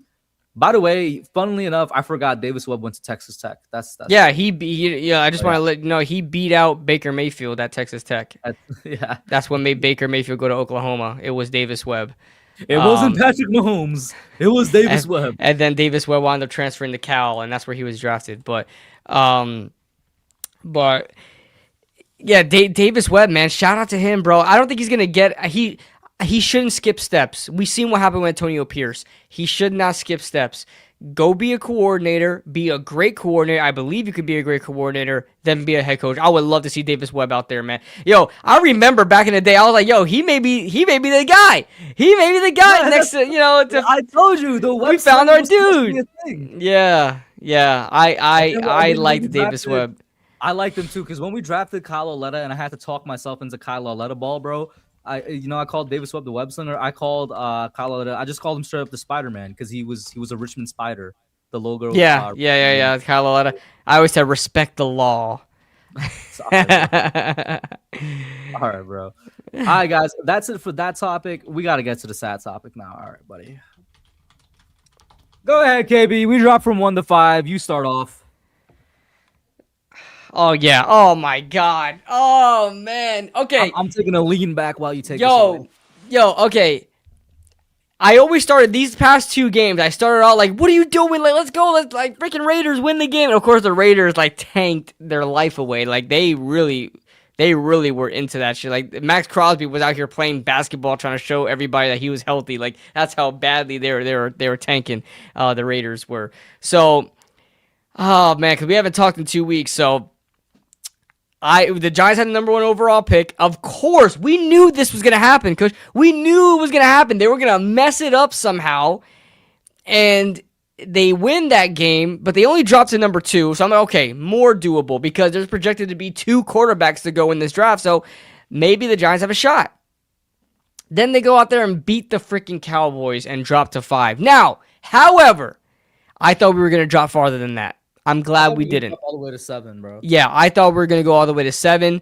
Everybody else thought too, because I saw a couple posts saying that we dropped to 7th, and then I looked at the actual thing and said we dropped to 5th. So I was like, okay, 5th. Honestly, 5 is a little bit more doable. But when you look at the grand scheme of things, and you go from 1 to 5, that is a huge jump. That is a huge jump as far as value goes. And honestly, I was willing, if we were at number 1, I was willing to trade down to 5. And you can get another first round pick if you get down to 5. Now we're at 5, and we're not going to get another first round pick.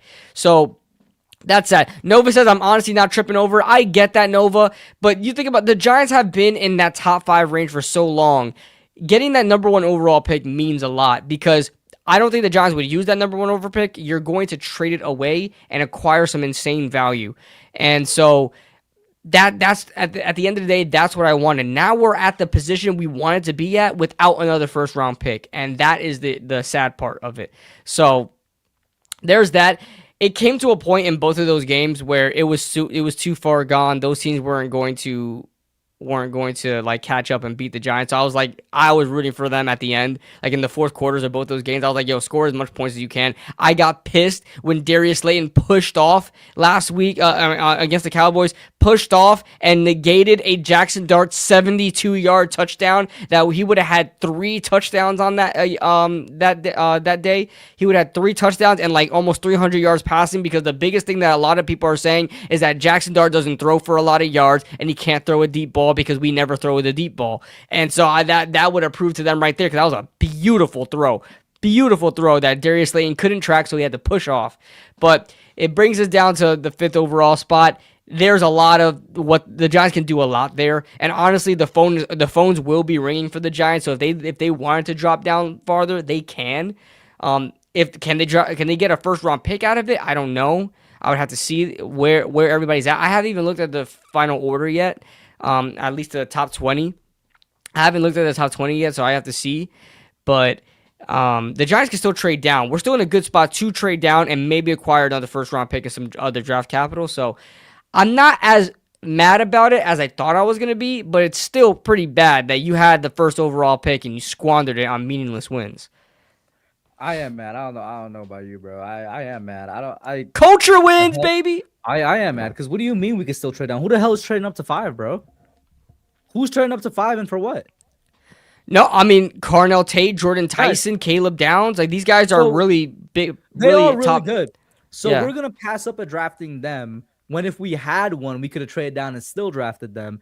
And for people that are confused on all the trade down talk, the Giants have pick 5 and pick 37, and their next pick is outside the top 100. Their next pick is like 130 something, I think. So wouldn't you want to trade down to that is why we needed to trade down. Yes, that is why we needed. That's honestly a great point that I didn't even consider. We needed draft capital. We have 2 picks inside the top 100 with way more than 2 holes on this roster to fill. And with Joe Schoen remaining the GM, that point is a valid point because he can't draft outside the first round, at least not consistently. Mm-hmm.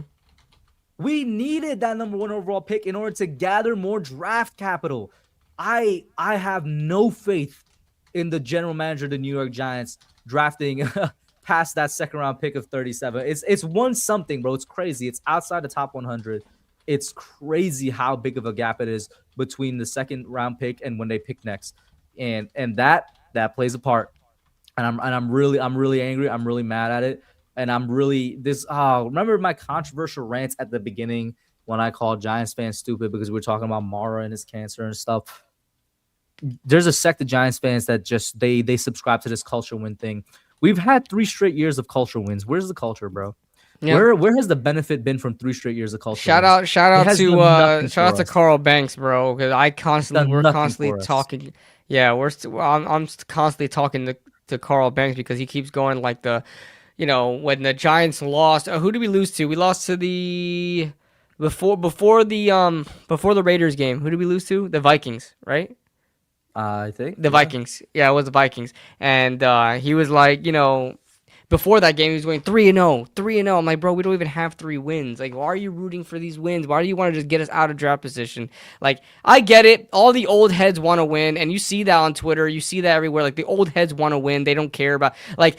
Do you really think the Cowboys care that you beat? I just talked to a huge Cowboys fan, a Cowboys content creator. They were laughing that we beat them. You guys got to understand, these games don't mean anything. They don't mean anything. The Giants had no business winning those games. The Cowboys wanted the Giants to win because they're laughing that we're knocked out of draft position. You guys got to adapt with the NFL now. Like the new school thinking of things. These don't matter. As far as the rivalry goes, who cares who wins in week 18 when both those teams are out the playoffs? All that matters now is draft position. Like, come on, man. But yeah, call me crazy, but I want Arvell Reese.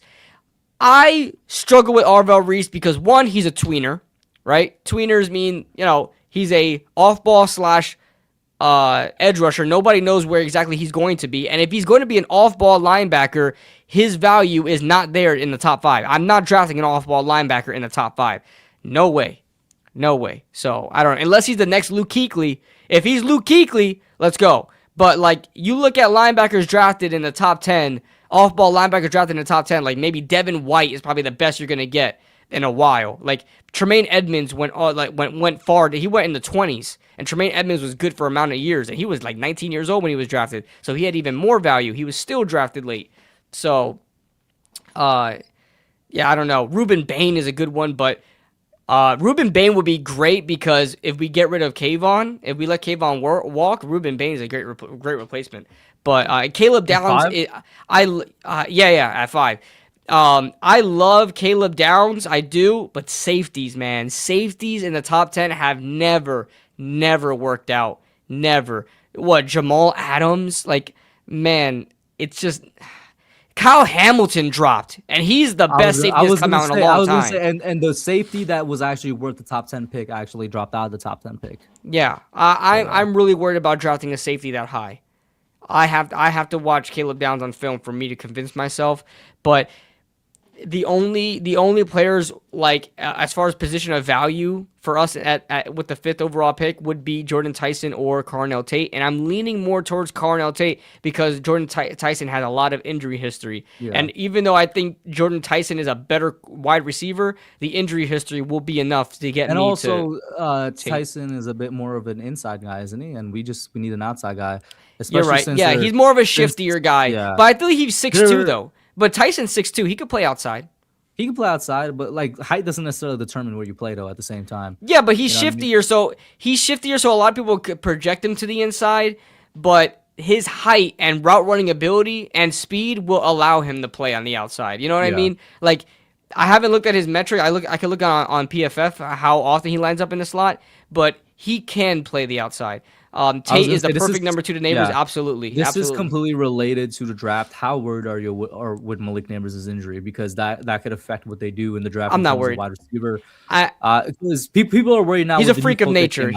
He'll come back. He's a freak of nature. I know ACL injuries are scary. They are scary, and they could happen again. They're talking about the new quote that came out, and that's why people are a little scared about it. What was it? I'm guessing you saw it though. Like, it was where he was like, "Oh yeah, he's still using a cane to walk because he says his knee there was a lot messed up with his knee, so he's still using a cane to walk right now." I didn't even know that. But we'll see what happens. I would expect so. Like, is Cam Scatterboo walking around right now? Like, and he didn't forget. Yeah, no, he's walking, but is he like moving around? You know what I mean? Yeah, but he's walking without a cane. He also had a completely different injury. Yeah, that's what I'm saying. It's a completely different injury, but like that type of stuff takes time, man. Like it's only been what, 3 months? Are a bit more scared. You know, there's like these like actual or the Twitter doctors, and I don't mean like people that think they're doctors. I mean people that are doctors that are on Twitter for some reason. You know, one of them was like, "Oh yeah, it's not necessarily scary, but it could mean the difference between a 9 to 12 month recovery and a 12 to 15 month recovery." Yeah. So I was like, all right, that's still not bad. That's still next season, but I just hope he comes back and can be what he was before. I think he will be too. I think he'll be fine. There are a lot of wide receivers who tear their ACL that come back okay. Now, you know, a lot of them re-injure, and that's also a possibility, but we can't think about that all the time. Saquon Barkley tore his ACL once, and we thought he would never be the same again. He was fine. And Saquon Barkley, that's a lot of weight on that small, like, he's 6 foot, like 220 something. So like that's a lot of weight for a running back, and he was just fine.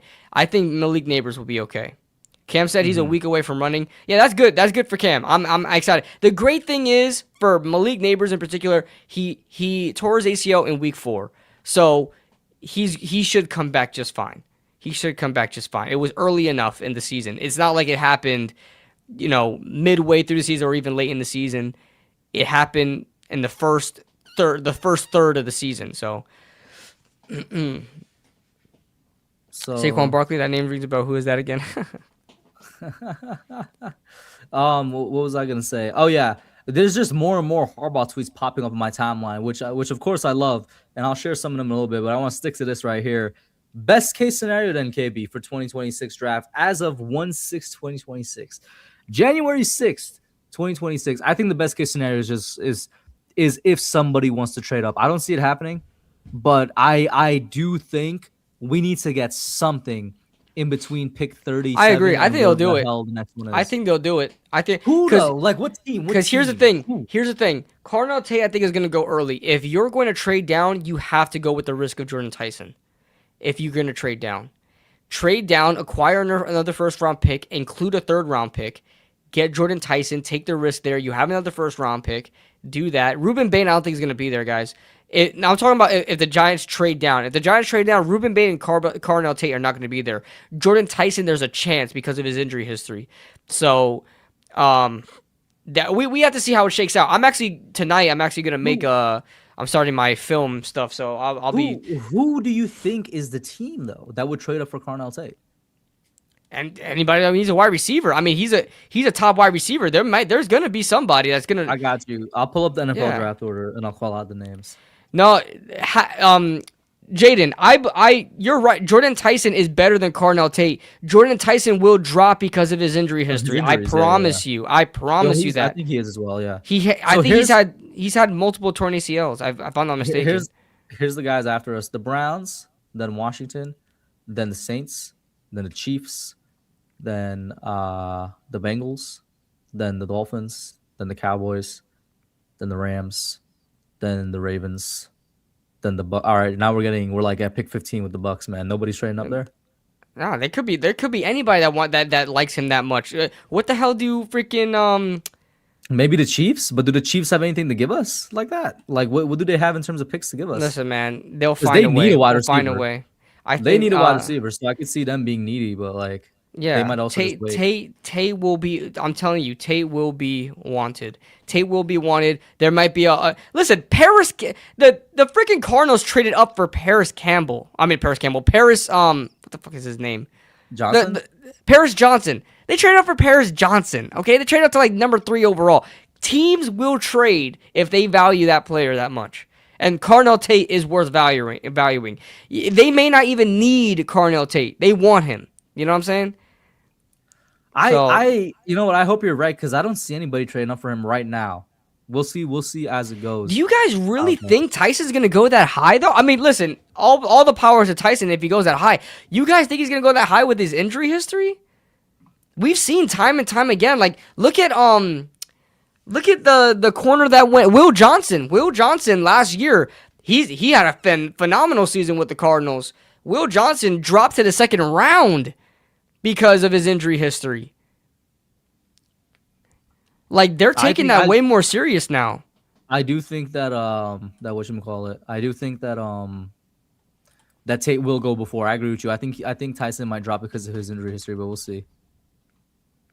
Yeah, let me see Jordan Tyson's injury history. Guys, it's not pretty. His injury history is not like, oh, he had a sprained ankle here. He had a multi-ligament ACL tear in 2022.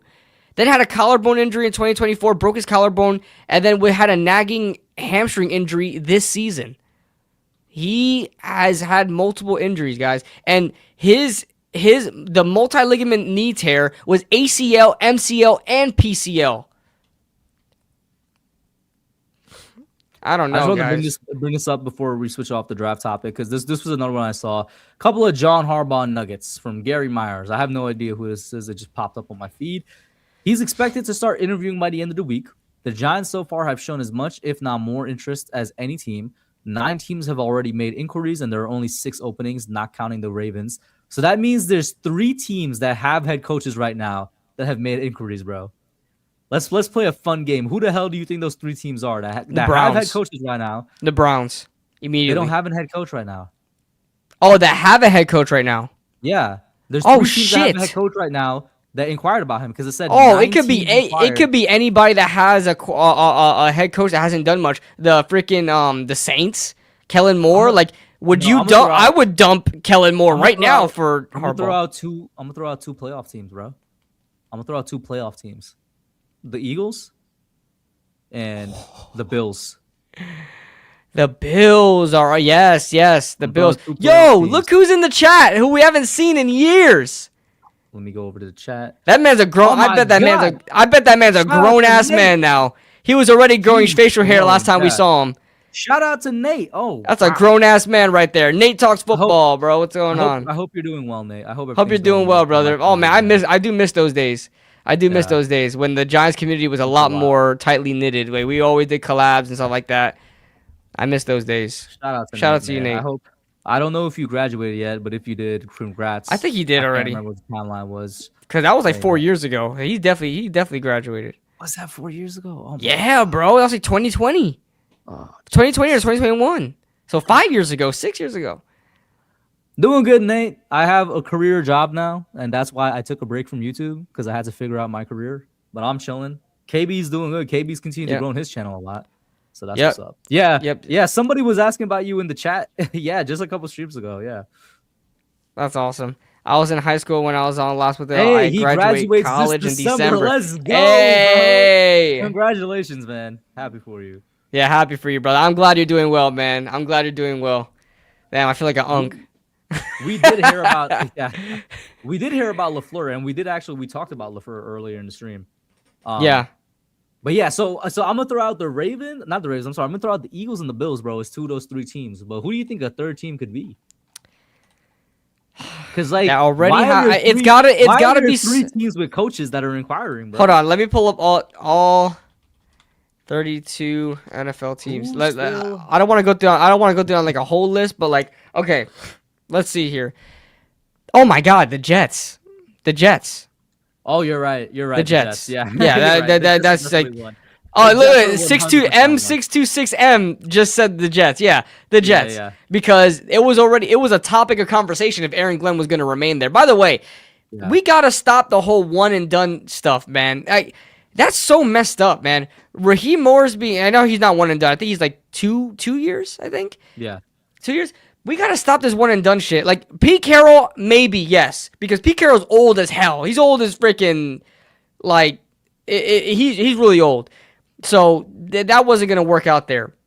But firing guys when you just hired them 1 year later, like the Titans do all the time, like, bro, that is so stupid. If you hired somebody, stick with let them see it through a little bit. They should not have to be worried about being fired in the first year, because then you're going to stop them from taking more risks. And, you know, sometimes risks get rewards. You know what I'm saying? I don't know, man. They got to stop doing that. But Aaron Glenn should not have to worry about his job in the first. Like, there has been flashes with the Jets. They're just ass right now. Like, you can't expect the coach to take you to the freaking playoffs the first year all the time. I don't know. Yeah. Buccaneers have a good team and could want maybe the Bucks as well. Yeah. I'm gonna be so for real. Coaching hires legit don't seem as important to me as getting healthy and adding talent. I mean, I agree that getting healthy and adding talent is important. Adding talent is arguably the most important thing because this team has so many holes. And then adding talent leads into KB, what we were saying. We have a GM that none of us are confident in, that he could add talent. Yeah, but I disagree. But I disagree. Need my coach to develop my QB, man. There's been plenty of teams. Look at the Jaguars this season. Sure, maybe they've had a good draft. I don't know what they've really done in free agency. Jacoby Myers late on the season, whatever. But they also have a new GM. But look at what Liam Cohen has done for that offense. Look how he unlocked Trevor Lawrence. You know, yeah. I think coaching matters as far as leading, like gathering talent. He's not saying that coaching doesn't matter. He's not. Yeah, he's saying it doesn't. It doesn't seem as important to me. I think it's almost everything. Like having a good head coach is everything to me. Because you can have coach is important for sure. You can have great pieces, but like if you can't put it all together, because that's what the coach's job is. The GM is there to provide. The coach is there to produce. Man, fuck all that. The most important thing to me is getting a GM that can bring in talent, bro. Let's keep it real. Let's keep it a buck, bro. It's getting a GM that can bring in talent both in the front office and on the field, bro. when you have a bunch of talented guys that don't know what they're doing and they can't play as a team, you don't have a team. We're talking about in the gargantuan 2026. We're talking about the New York Football Giants, bro. We're not talking about. So we went from the big 2025 to the gargantuan 2026. The most important thing right now, bro, genuinely is getting a good GM, bro. All right, and then Harbaugh could come over and we'll be chilling, bro. Wait. Let's continue down this thread, bro. We stopped at number 2. The Harbaugh has been doing his homework on Giants rookie QB Jackson Dart and has received very positive reviews. Who is this guy getting this information? Yeah, where did he get that? How did he get SNY? Oh, he's NY. What is he with the Jets? I never heard of him. I want it to be real, but like, where are you getting this info from? Number 3, I hear firing Harbaugh was solely Ravens owner Steve Biscotti's, like the cookie, like Biscotti's decision, and went against his front office, who were unable to talk him out of it. And 4, Harbaugh did not have a problem with Lamar Jackson. The issue was between Jackson and Todd Monken. I've seen that last point a lot. Ravens fans, and I guess they are somewhat of a source because they know more about their team than we do, certainly. Ravens fans, KB, are basically saying Harbaugh got fired over Todd Monken. What do you think about that? Ravens fan, what? They're saying that he got fired because he did not want to fire Todd Monken. Oh, if that was the case, then I don't know why that. Maybe they're close friends or whatever. Listen, he had no problem getting rid of Wink Martindale, and they had a falling out there. Also, the previous OC there as well. What was his name? The previous OC there. Why am I blanking? He's with the Chargers right now. Mm-hmm. He's with the well, yeah. He got him out of there. I don't know why they wouldn't want to get rid of Todd Monken, but whatever. I don't know if that's the case. Then whatever. Yeah, we talked about that, Nate. That if John Mara wasn't going through what he's going through, Shane would not be here. But that shouldn't be an excuse. Yeah. It's just not a valid enough excuse. You got to keep the business rolling. Yeah.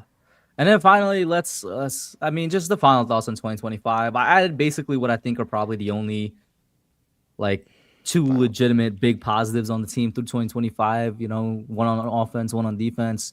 Dart and Abdul Carter. I don't know if I could put into a sentence what my final thoughts on the Giants 2025 season was. I mean, yes, obviously. I can't say I'm disappointed because we actually got the QB of the future, and I'm really, really excited and happy about that. But at the same time, yeah, I am disappointed because we showed life for a very brief point in the season that looked like we could turn it around. And then at the end, of course, we got the culture wins again. So it's like, I don't know. I'll say the phrase that we said before when we kind of described this season: frustratingly hopeful. Okay, frustratingly hopeful. I'm extremely frustrated with how things have gone. I'm extremely frustrated with how this team turned out when I had a lot of stock in them this season. And I didn't have them making the playoffs or anything, but I thought they would be a lot better than they were. But I'm hopeful because we have a lot of pieces, and it's those two right there that kind of shine through that. Abdul Carter has really been showing on as of late, but Jackson Dart has proven like he still has that magic, which is crazy because I didn't think he would have that college like magic that he had in college and bringing it to the NFL. So why is everybody saying Kingsbury? Why? What is wrong with you guys? Hey, I said it too. I said Kingsbury is the OC. I don't have a problem with it. Simplistic college-like air raid offense that I don't like it. I don't got a problem with it. Listen, bro, Cardinals fans hated it. Washington fans, obviously, I mean, not fans, but Washington obviously didn't like it. They fired him after 2 seasons. I think you hating on him a little too much. But, like I said, Davis Webb is the next Giants offensive coordinator, bro. I'm putting it out there. All right, who? Davis Webb? Oh, yo, what if John Harbaugh gets hired and they bring in Davis Webb as OC?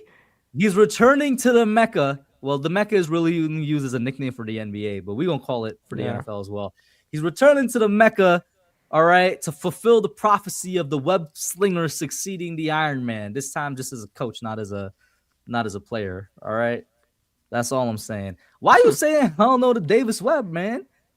Davis Webb has definitely more Davis Webb is guys. Because I don't know if Trell has been the chassis between talking about Davis Webb. Guys, Davis Webb is going to be the next Kellen Moore. Okay, he's going to be. He may be even on par with Kellen Moore. Like Kellen Moore was an awesome offensive coordinator, and he was a young offensive coordinator, and Davis Webb is literally following the same footsteps. I like Davis Webb. Everywhere he goes, he's getting high praise from everywhere, including with the Giants, the Bills, the Broncos. So he's the next guy up, man. He's the next guy up. No, but it's not a coincidence that I don't have a Knicks thing tonight, bro. All right, they disappointed the hell out of me. All right, man. Yeah, they dropped 2 straight now. Oh, don't even talk to me about it, man. They were on a roll, but they're still good though. That defense giving up a lot though. Giving up a lot. We'll see. But yeah, I mean, my final thoughts on 2025 are kind of in line with KB. I mean, frustratingly hopeful are it's not the worst thing in the world. Like it's we got our positives. We have a QB of the future. Abdul Carter came on towards the end of the season. He seems to be exactly what he was booked to be. We have pieces here, and then we just have gigantic holes. We have no coach right now that I believe in, and we don't have a GM that I believe in. So I'm just like, we ended off kind of in a halfway rebuild, and I'm not sure what 2026 is going to hold. And it kind of scares me. That's kind of where we're at with the Giants right now. The Knicks are going to come around. Oh, yeah, for sure. Listen, speaking of the Knicks, and we mentioned Christmas earlier, KB. I don't know if we mentioned it on stream, actually. That might have been off stream. But I got some new Knicks merch for Christmas as well. I'm loving that. I'm going to be wearing that during the games. But that's it, man. Chat, What's your thoughts on the Giants 2025 season? Let us know. You idiots are the reason we got stuck with Judge, McAdoo, Shermer, and Dayball. Sell for any damn body. Greg the turd hauler. Listen, man, you've been handling a little too many turds. All right, the aroma and all of the chemicals off the turds are getting into your nose and into your brain, bro. Because trust me, if I was the reason the Giants got stuck with anything, bro, I would have been the reason we sold the team a long time ago, man. If I had that motion, you think I'd be living in a 1-bedroom apartment by myself out here outside the city because I got to be here for work, bro? And just to let you know, Greg, we were not clamoring for Stefanski. Who the hell was clamoring for Stefanski? I literally said I would pass on Greg, Stefanski. The turd handler? Buddy, you need to get a job. Oh, my God. They lost 4 straight. I didn't know they lost 4 straight. Yeah. Damn. Yeah, I know. I paid attention to the last 2, and yeah, they was not pretty. We're going to be back. Not pretty. Don't worry about it. We're going to be back. I hope so. All right, KB, any last thoughts before we close it out? Oh, man. I can't wait. Oh, man. The Giants will have a head coach in the next 2 weeks. They will have a head coach in the next 2 weeks. Well, 2 weeks, that's quick. Yeah, the 19th is in 2 weeks from now, maybe 3 weeks. Let's say 3 weeks, because they may want to wait till all the candidates are free for interviews. But I would say 3 weeks from now. I mean, we'll have our head coach. Okay. But there's so much good coaching candidates out there. It's not like we're gonna be out there like, well, we're gonna know who our guys are immediately. We're gonna know who our guys are. So, I would say so. Maybe I'm wrong, guys, but I can't wait. Yo, we get John Harbaugh in this bitch. What you gonna be doing? Yo, I don't know, bro. What you gonna be doing if Johnny hardballs are nothing? what you gonna do if Johnny's hardballs becomes bro? When we got Johnny and Jackson out there, No. How you celebrating if Johnny Hardballs is your coach, KB? I'm celebrating in ways you couldn't even imagine, man. Let's go. Let's go. I need a little inspiration. I need some imagination, bro. What the hell? I'm not telling you. I'm not telling the public. I'm not telling the public. You'll get banned. You'll get banned. Listen, man. I'll go streaking in the street. Whoa. Wait a minute. I'll be looking like Patrick Starr. I'll be looking like Patrick Starr out there. Wait a minute. We're gonna close it off on that. KB's gonna commit a crime. I think it's a felony, low key. Is it a felony? Is it? I don't know. Public nudity might be a crime, but you're right. Indecent exposure. Yeah, I'll wait till the nighttime. Oh, what did Malik do? I love Malik, bro. I mean, his posts on Instagrams be funny as shit, man. Like his stories. What he do? Oh, bro? yeah, they're hilarious. He does a lot of meme stuff. He's really one of us for real, bro. Yeah, he really is. All right, well, we're not gonna get it in time. Chat. That's it for now. Thank you guys for a very, very nice and popping stream. Tune in again next week for another edition. We're probably gonna get more coaching updates, and I'll add back the Knicks again. I did not include him this time around because we actually had a lot of Giants stuff to talk about. And as we said towards the end, the Knicks were disappointing me a little bit. But we'll be back next week. That's it for now. And we out. Peace.